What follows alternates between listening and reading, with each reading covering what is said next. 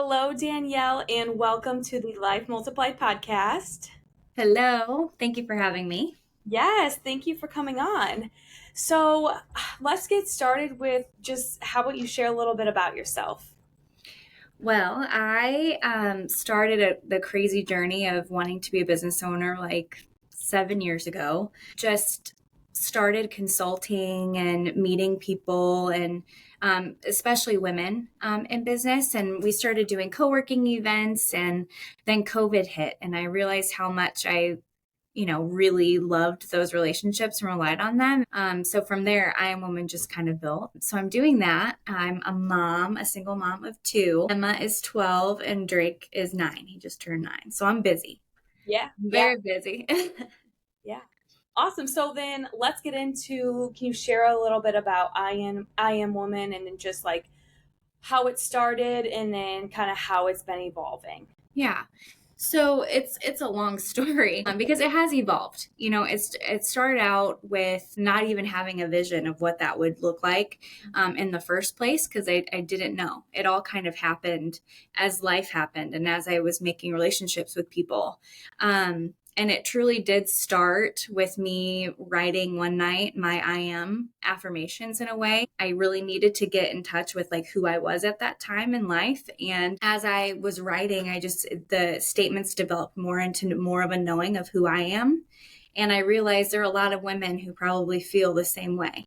And I wanted to create something that would allow for women to know who they are, be supported so that they can live the lives that they deserve to live. And so that's where I Am Woman, the name came from. And then from there, I spoke at the That's What She Said show, and in front of almost 500 people said, I am. And then from there, I've just been doing things to honor that. And that's, where I'm at now with I Am Woman. Yeah.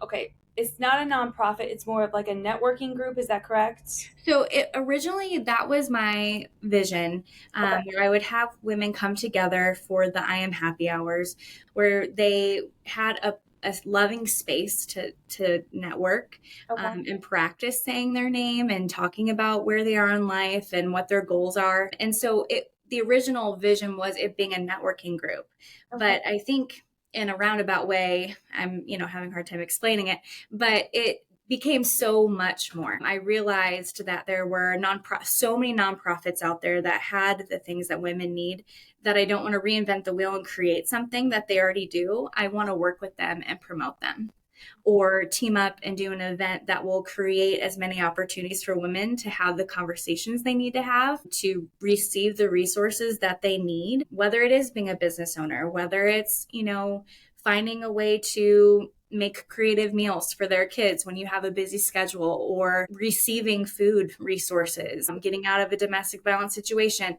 I just want to meet women where they are. And it's kind of fluid at the moment because this has been a long journey of life and navigating entrepreneurship and my vision. But the mission has stayed the same. And I want women to have the things that they need, like as though it's in the palm of their hand. Yeah, So this is awesome. thank So you. then just getting into that, can you just share a little bit on how the community has supported you going on Yeah. this journey, and then also maybe if there's like a specific individual in the community who's really kind of like helped you through some of this? Yeah, I mean, that is going to be tough to point out just one person. I think that's also the one of the main reasons why I've wanted to give back so much, because when you do start saying, what you want in life, or being vulnerable and talking about your mission and your goal, people come. Yeah. I've found that people do, and I also think I'm surrounded. I put myself in positions where people would be able to share their resources with me. So it's not as easy for women to do that. And I just have been very, very lucky to be Yeah. in a position to receive help from so many people. Jeanette Jursic from That's What She Said. I mean, that's just April Fritzen from Coffee Hound. I can't Julie Dobsky. I could rattle off like hundreds of names. That's what, you know what I mean? It's like people have come out of the woodwork in my most vulnerable moments to give a hug, to give tangible advice. There are so many things out there that women can be a part of. And I just want, like I said, I want to shine a brighter light on those things and bring people together so that they know what's out there. Sure. Awesome. Yeah. So then what has been the most rewarding part of doing all of this?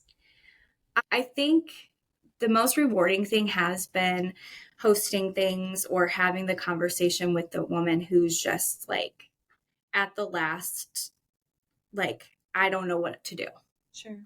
You know, those are moments when I'm like brought back to my why, because you do get, when you are pursuing entrepreneurship or trying to make your thing happen, sometimes you go into this survival mode where you're focused on the money part and figuring out how to pay bills. And I personally, for a while, lost just like the why. I didn't lose the why. I just was in the pursuit of finding ways to make everything work. And I have had so many moments that have just brought me back where I somehow have a conversation that like I needed so badly, but she also needed so badly. And to be able to, look at another woman and say, it's going to be okay. Yeah. That truly, if I'm able to do that every single day of my life, then I've made it. You know what I mean? So when I have those moments, it brings me back to, okay, this is why we're doing this. It just means a lot to me when those things happen. Yeah. So just to give our listeners maybe a little bit better of an understanding, so can you give us examples on kind of the different networking events that you had held previously when this was kind of starting to evolve, and then kind of where you see this going in the future? Sure. So one of the main events that I did host a few of was the I Am Happy Hour. And it appears to be like an after hours, like if you were at a chamber event or any kind of networking event. And sometimes those can get a little cliquey, very intimidating if haven't gone to one before or have a buddy to go to the event with. And then coming from the thought process of, if you're a woman who is in a domestic violence situation or just got out of one, looking someone in the eye and saying your name might not be very easy. Walking into a room and being confident is definitely a challenge.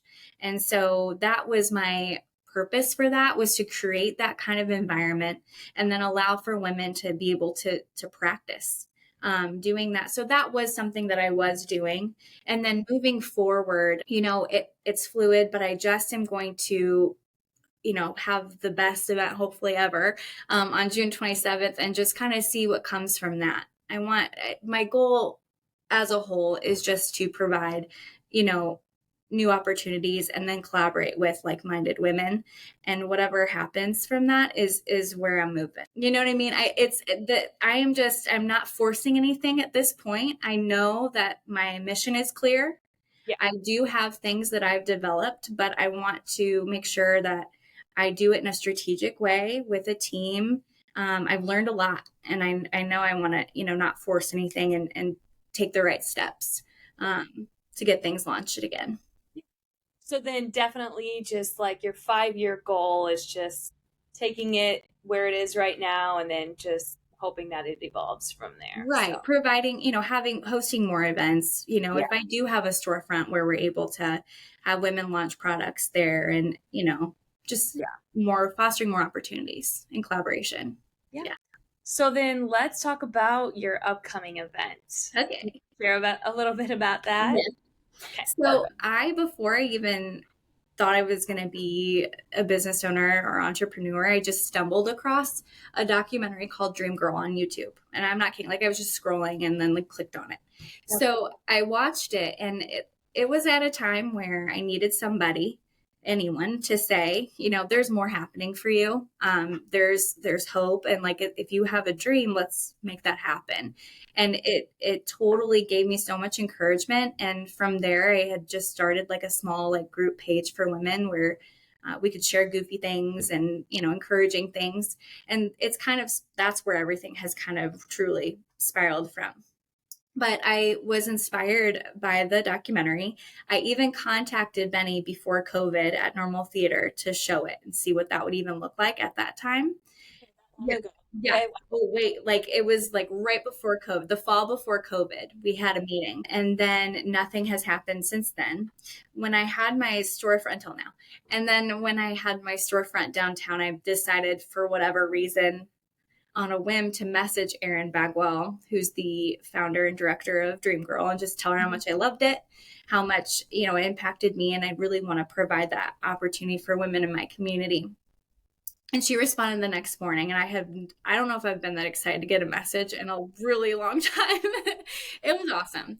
And so we've been talking ever since and just kind of trying to figure out a way to make something happen in some way. And so that is why we're all coming together on June 27th at Normal Theater. We'll be showing the documentary. And then what means so much to me is afterwards, Erin is going to be sitting on a panel with women who have supported me and who have encouraged me. And I'm telling you, when I'm like really upset or something, they've hugged me, all of it. And they're sitting on that stage and pouring into the people who attend the event because they do so much in the community. So I'm really excited to have them join me then. Up in next week. Yes. Yep. Next Friday. Yeah. Well, that is very exciting. I hope that the people who are listening, go grab your tickets. It's the most full circle thing that I think I've ever had happen. And I think I want people to see that. Like, if you have an idea, it might not happen the way that you thought it was going to. And boy, oh boy, will there be bumps and challenges, but you just have to keep going. And I didn't know that it was ever gonna, I truly could have never imagined that I'd be working with her and she'd be coming to Bloomington-Normal when I watched it that first time. So, yeah. So then let's just move into what you love about the Bloomington-Normal community. Oh, so much. I've lived here my whole life. Now I have my 2 babies and there's always something, going on in town. Affordable opportunities. There's just such a sense of community in our town. And I think that also, speaks to how much support I've received from business owners in town. If I have an idea to collaborate with them, they most of the time find a way to make that happen because it's, community minded.